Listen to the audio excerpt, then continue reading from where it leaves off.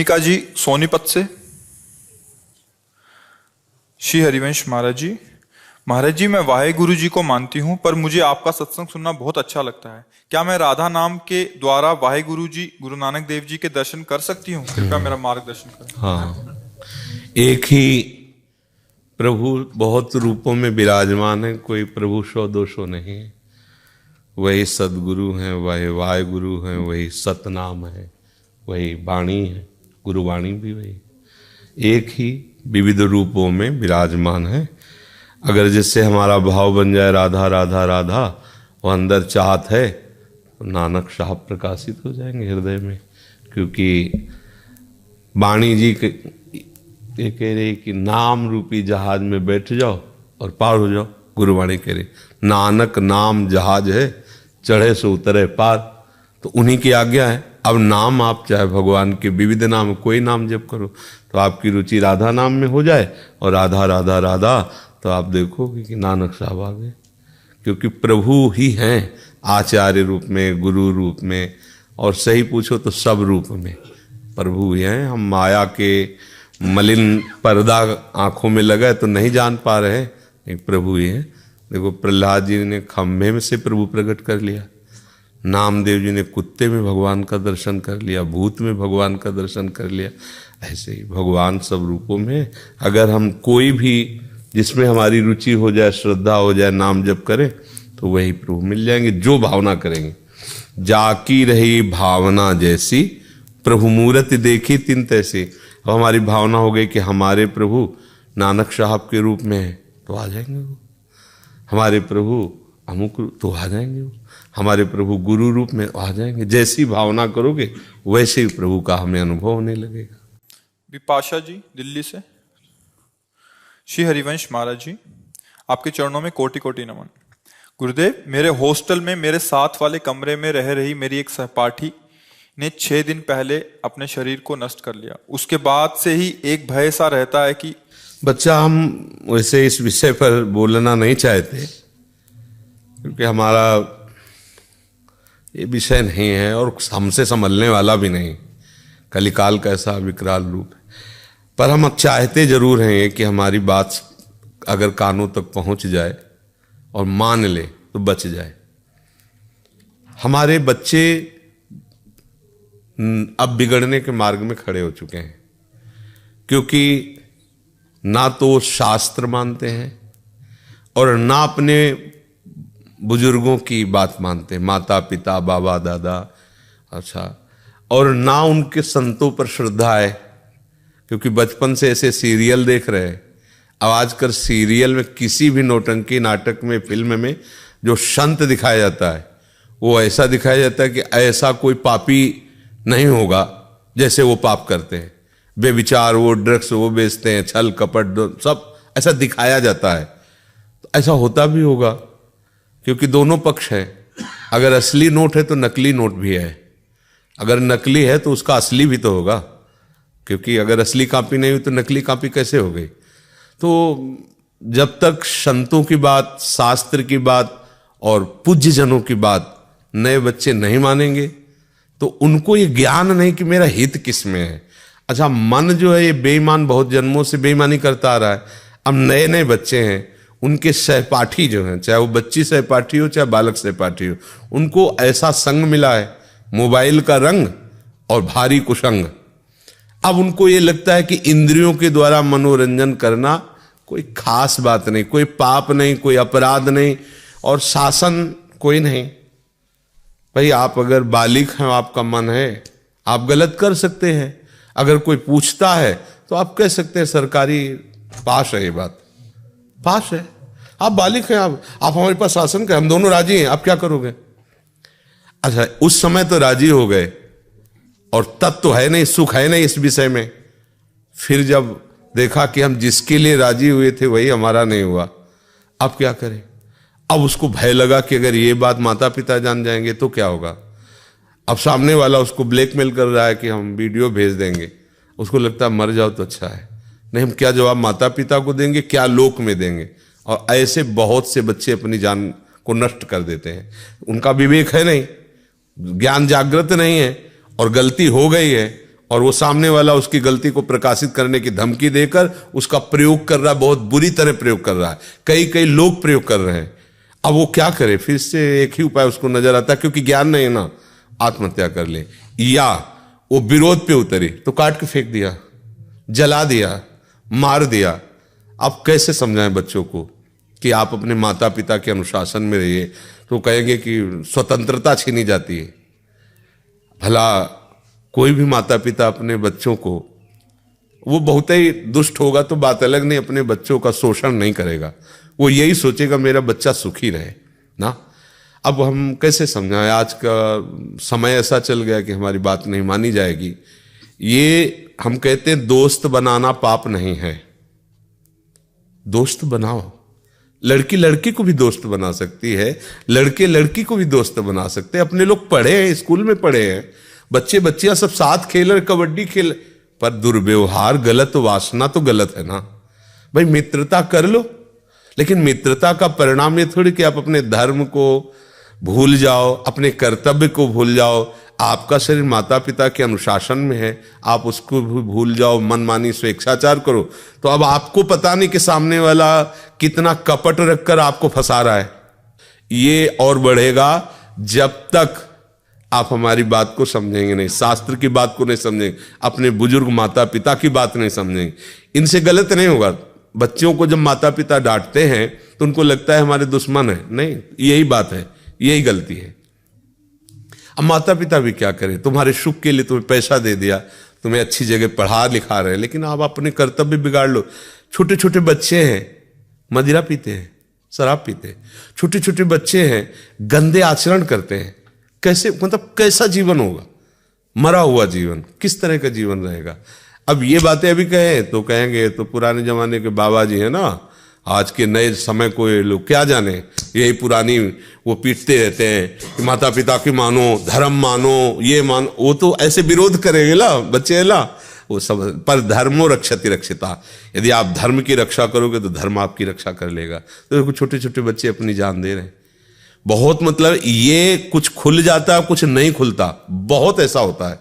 और ये तब तक नहीं सुधरेगा जब तक हम स्वयं नहीं सुधरेंगे। हमें चाहिए कि शास्त्र स्वाध्याय करना चाहिए, संतों की बातें पढ़, जैसे भाई जी हनुमान प्रसाद पोद्दार जी, पूज्य राधा बाबा, बड़े बड़े महापुरुष हैं, छोटी छोटी पत्रिकाएं हैं उनकी, छोटी छोटी पुस्तिकाएं हैं, उनका स्वाध्याय करो, कल्याण मंगा लो, उसको पढ़, तुम्हें पता तो चलेगा कि तुम्हारा कर्तव्य क्या है। हम कह रहे भगवत प्राप्ति, भजन करना छोड़ो, कम से कम जीना तो सीख लो, कैसे जीना है।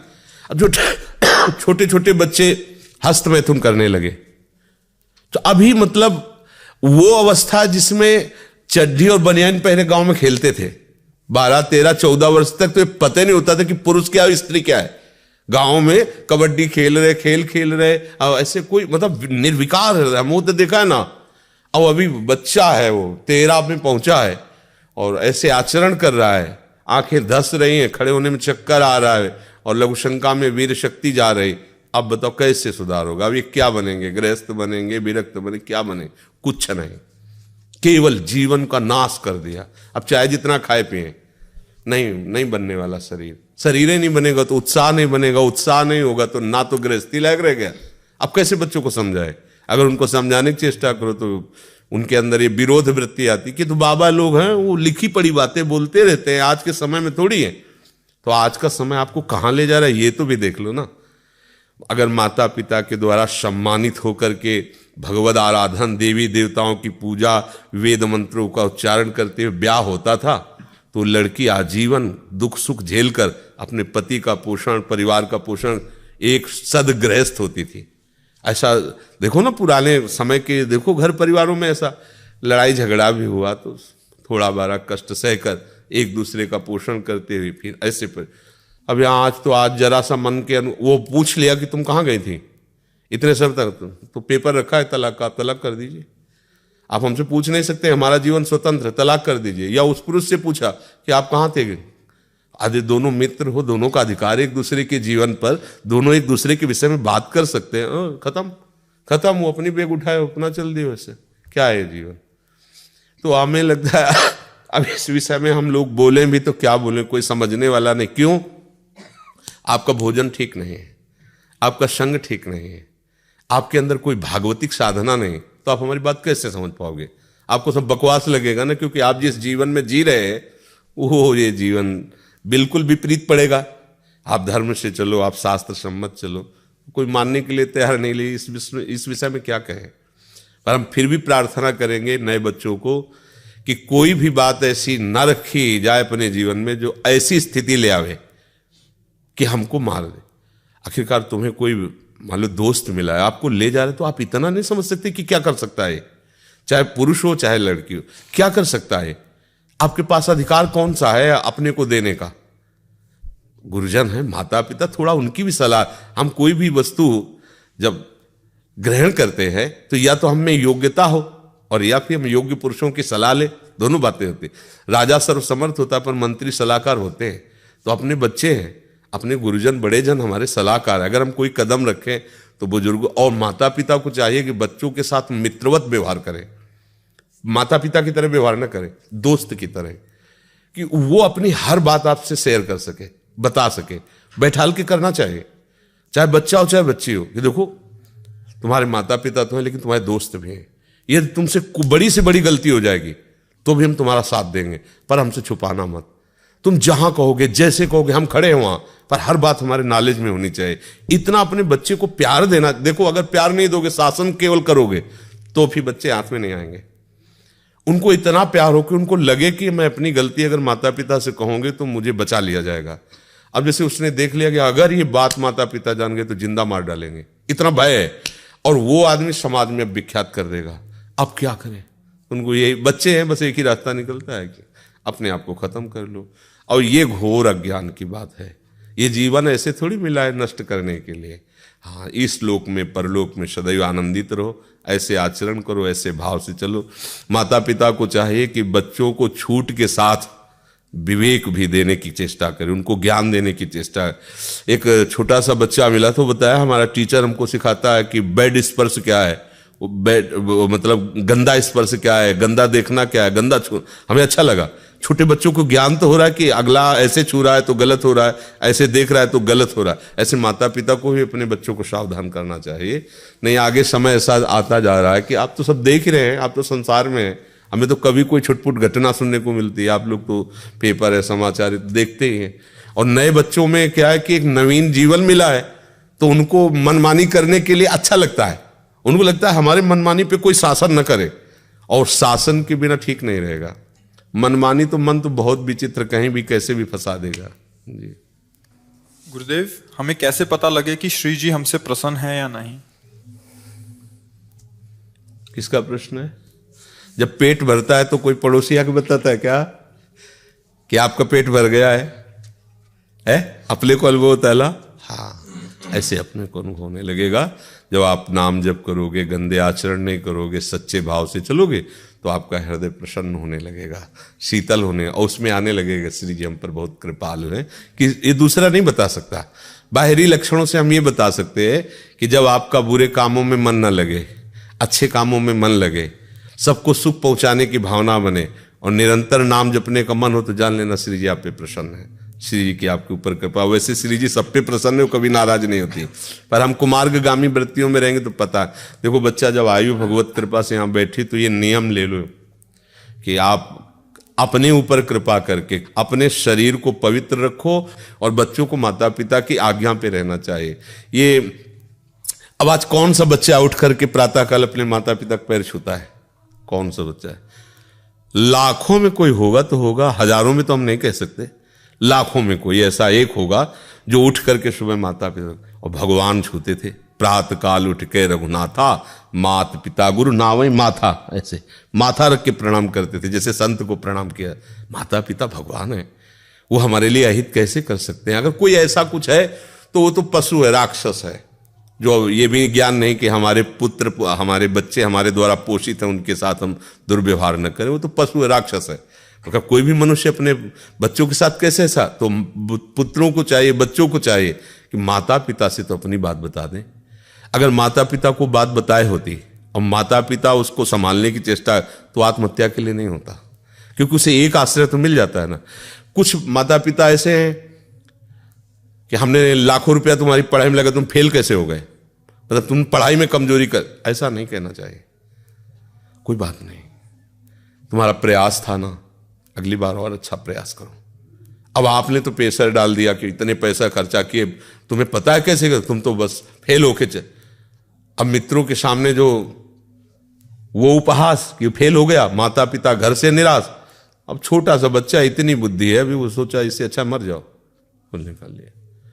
माता पिता को बहुत सावधान रहना चाहिए, अपने इतना दंड भी ना देना चाहिए कि बच्चा तुम्हारे अनुशासन को मानना ही बंद कर दे, इतना प्यार भी नहीं देना चाहिए कि वो अनुशासनहीन हो जाए। संभाल करके, बच्चे हैं ना, तो इसलिए हम आपसे प्रार्थना करते हैं कि आप नए बच्चे बहुत सावधान रहिए। आपको नष्ट करने के लिए कोई आपका दोस्त बन सकता है, कोई आपका प्राण प्यारा बन सकता है, लेकिन वो प्राण प्यारा नहीं होगा। जो हमें धर्म से भ्रष्ट कर दे वो हमारा मित्र नहीं होगा। नए नए बच्चों को फंसाने में प्रवीण लोग, हाँ सब व्यवस्था है, हम आपसे शादी कर लेंगे सब, और 4 महीने बाद खत्म कर। अब वो क्या करे, अब वो कुछ भी बोले, कुछ भी सोचे, तो उसका फिर दूसरा रूप आ जाता है। बहुत धर्म से चलो, माता पिता के द्वारा ही जो विधान किया जाता है, मुझे लगता है शास्त्रीय विधान बहुत मंगलमय होता है, क्योंकि इसमें भगवान देवता सबका आशीर्वाद मिलता है। अब बहुत है कुमार्गगामी वृत्ति से चलो तो बात अलग है। नहीं, हम तो देखा कि जैसे ब्याह होता था ना, गांव के पूरे देवी देवताओं की पूजा दूल्हा दुल्हन मिलके करते थे, है नहीं, फिर वो अपना गृहस्थी धर्म में जाते। पहले पूरे गांव में जाके मोर और धारण किए, जो गांठ जोड़ी, सब कितना मंगलमय स्वरूप था। उन्हें देवी ने देवता ने भगवान ने किसी से कोई मतलब नहीं, मनमानी आचरण, तो इसे सुधारना चाहिए। प्रतिभा जी, श्री हरिवंश महाराज श्री, आपके चरणों में अनंत कोटि प्रणाम। गुरुदेव, आपने सत्संग में बताया था कि अगर गुरुदेव भगवान से आज्ञा लेकर परिक्रमा की जाए तो प्रियालाल के दर्शन अवश्य होते हैं। तो महाराज जी, हर बार ये संभव नहीं हो पाता कि आपसे आज्ञा लें, तो नहीं, ऐसा अभी उसका भाव आप नहीं समझ पाए हैं। परिक्रमा यानी कोई भी भागवती की उपासना गुरुदेव की आज्ञा से, और प्रतिपल थोड़ी आज्ञा ली जाती है। जैसे उपासना में श्यामा श्याम के हैं, तो नाम रूप लीला धाम की जो उपासना, जीवन में थोड़ी कहना है कि अच्छा कल शाम तक तो नाम जप करा, आपका आदेश था, आज फिर हम नाम जप करें, आदेश कीजिए, ऐसा थोड़ी होता है। एक बार वो बात गुरु के सम्मुख हम सुन ली, बस उसे आजीवन करना, उसे आदेश थोड़ी मांगना होता, हो गया उनका आदेश। तो अब ये थोड़ी कि रोज परिक्रमा, अच्छा महाराज हेलो परिक्रमा जा रहे हैं, आदेश कीजिए, ये थोड़ी है। ये तो एक बार हो गया, अपनी उपासना में चल रहे हैं, बस बात समझनी। गुरु आज्ञा में चलना है, उसका मतलब थोड़ी कि घड़ी घड़ी हम उनसे फोन से बात करें या ऐसे। एक बार उपासना पद्धति सुन ली, सत्संग सुन लिया, उसी के अनुसार अगर उसमें कोई संशय है तो हम फिर प्रश्न कर लेते हैं। महाराज जी, हम कृपा का पूरा आस्वादन नहीं कर पाते, कैसे करें, उपाय बताइए। नाम जप करते रहिए, नाम जप से सब ठीक हो जाएगा। नाम जप करते हो, हरिवंश कृपा, हरिवंश कहें, ये कृपा का साक्षात स्वरूप है कि नाम चलता रहे। अगर नाम चल रहा है तो हरिवंश लाएं, हरिवंश कृपा, हरिवंश काएं, हरिवंश काएं, हरिवंश लाएं। जो हम कहेंगे वही प्राप्त करें। राधा राधा तो श्री जी को प्राप्त कर लेंगे। राधे श्याम राधा वल्लभ, हरिवंश हरिवंश हरिवंश, यही कृपा है, इसी से हमें प्रियालाल की प्राप्ति होगी। ओजस राधा वल्लभ श्री हरिवंश। महाराज जी, मेरा ये प्रश्न है कि मैंने पढ़ा था कि राधा रानी जी की दासियों को मंजरी कहते हैं, और आपके सत्संग में हमने सुना है कि सहचरी कहते हैं। अलग अलग भाव है, एक ही शब्द थोड़ी है। कहीं किंकिरी है, कहीं मंजरी है, कहीं सहचरी है, अलग अलग भाव से होता है। सहचरी को भी कहीं अली कहा गया है, अली है कि सखियां जो है, सखियों को संबोधन अली से कहा गया है। सजनी कह के संबोधन किया गया है। माई कह के, देखो माई सुंदर, देखत नो निकुंज सुन सजनी लागत है चार, और सखी भी संबोधन किया गया है। अलग अलग भाव, अलग अलग उपासना में अलग अलग जगह के अनुसार वो शब्दों का उच्चारण कर दिया गया। सब हैं श्री जी की सेविका है, समझ रहे जी। सीमा जी मुंबई से। सीमा जी, श्री हरिवंश गुरुदेव भगवान। गुरुदेव, एक दिन शरणागति मंत्र बंद कमरे में मुख से धीरे धीरे जाप कर रही थी, कमरे में कोई नहीं था, लेकिन सत्संग में सुना है कि मुख से मंत्र बाहर ही नहीं आना चाहिए। ओठ से बाहर नहीं है, ऐसे बस इतना तक है। जिब्या हिले और लग रहा है कुछ बोल रहे हैं, पर पास बैठा हुआ नहीं है। शब्द उच्चारण नहीं होना चाहिए, ये मतलब ठीक नहीं है। बिल्कुल मंत्र का उच्चारण नहीं किया जाता है। मंत्र ओठ बंद करके उपांशु या मानसिक वाचिक नाम जप कर सकते हैं, कीर्तन कर सकते हैं, मंत्र नहीं। मंत्र वाचिक थोड़ी भूला जाता है। जो हुआ सो हुआ, आगे सावधान रहिए।